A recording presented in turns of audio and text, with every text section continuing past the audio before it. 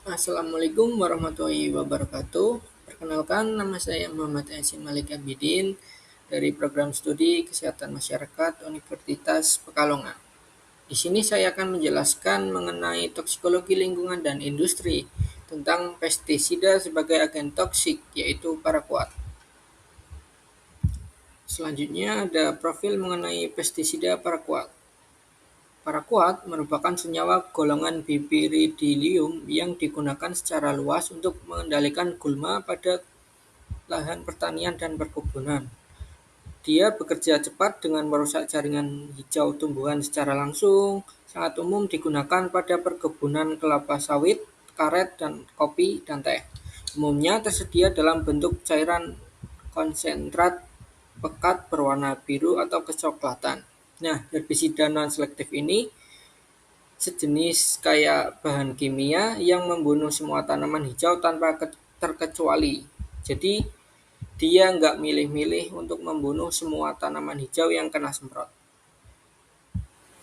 Nah, ini selanjutnya ada karakteristik dan bahaya dari paraquat. Sifat fisik paraquat yaitu cairan berwarna kuning hingga coklat, sering ditambahkan pewarna biru sebagai tanda peringatan keselamatan. Untuk stabilitas dari paraquat sendiri yaitu sangat stabil pada kondisi lingkungan yang normal dan cepat terikat kuat di dalam tanah.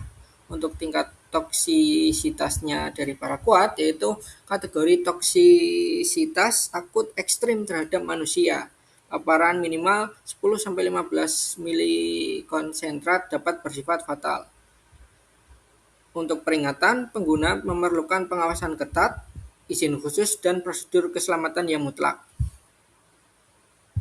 Selanjutnya ada jalur paparan manusia. Yang pertama ada inhalasi, terjadi melalui penghirupan kabut halus atau droplet semprotan saat melakukan aplikasi di lapangan tanpa masker.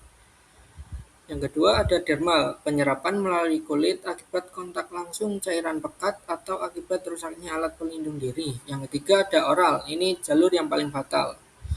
Akibat tidak sengaja tertelan atau terkontaminasi pada makanannya atau tindakan sengaja membahayakan diri sendiri. Selanjutnya ada mekanisme kerusakan organ. Yang pertama ada penumpukan aktif, yaitu paraquat masuk ke dalam tubuh melalui 3 cara tadi yang inhalasi, dermal, dan oral. Nah, setelah masuk ke dalam tubuh, ia menumpuk secara agresif di dalam sel paru-paru karena meniru zat nutrisi alami paru-paru.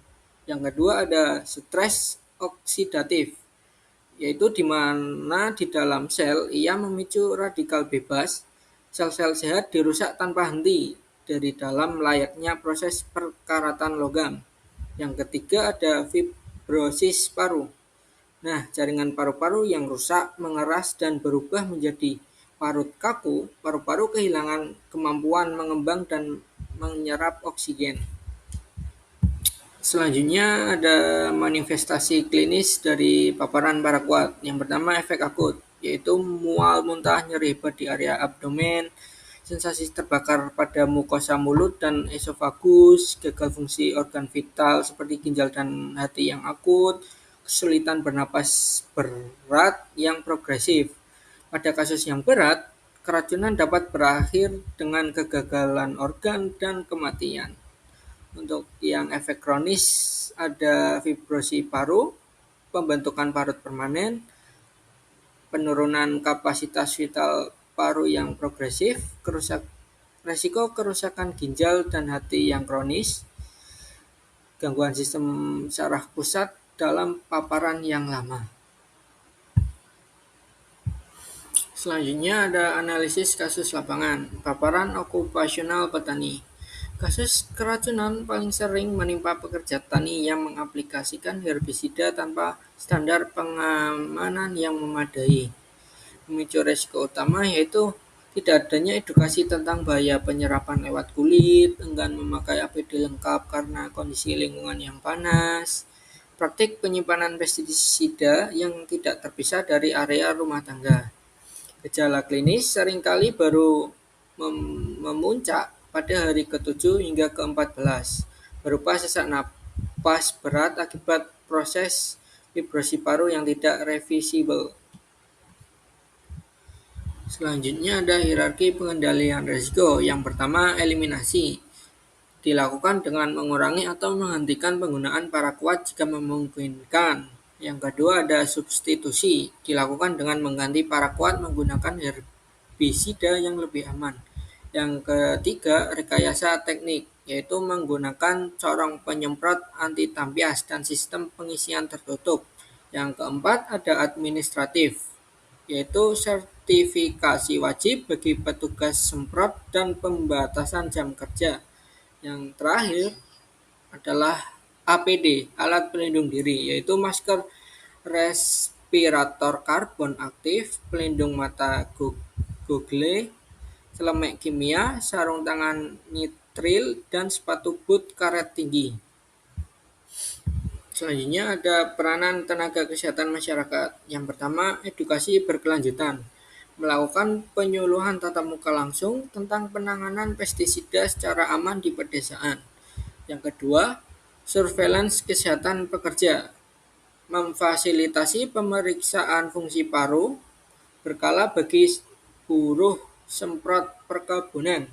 Yang ketiga, advokasi regulasi, yaitu mendorong pembatasan distribusi dan pengawasan ketat penggunaan herbisida berkategori toksik tinggi.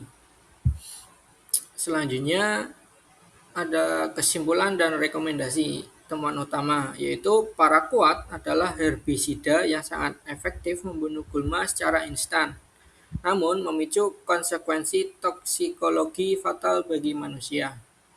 Stres oksidatif seluler, akumulasi di organ paru lewat jalur transport poliamin memicu pembentukan radikal bebas terus-menerus, menyebabkan fibrosi paru irreversibel yang berujung kematian tanpa antidot spesifik. Resiko paparan di tingkat petani dipicu oleh perilaku penyemprotan tidak aman dan rendahnya kepatuhan APD akibat minimnya pengawasan. Rekomendasi aksi yang pertama yaitu regulasi ketat, mendorong kementerian terkait untuk memperketat pembatasan penjualan bebas hingga pemeriksaan bertahap regulasi peredaran paraquat secara nasional. Yang kedua, sinergi lintas sektor. Kolaborasi intensif sektor pertanian dan kesehatan dalam membina petani beralih ke pola pengelolaan pertanian ramah lingkungan terpadu.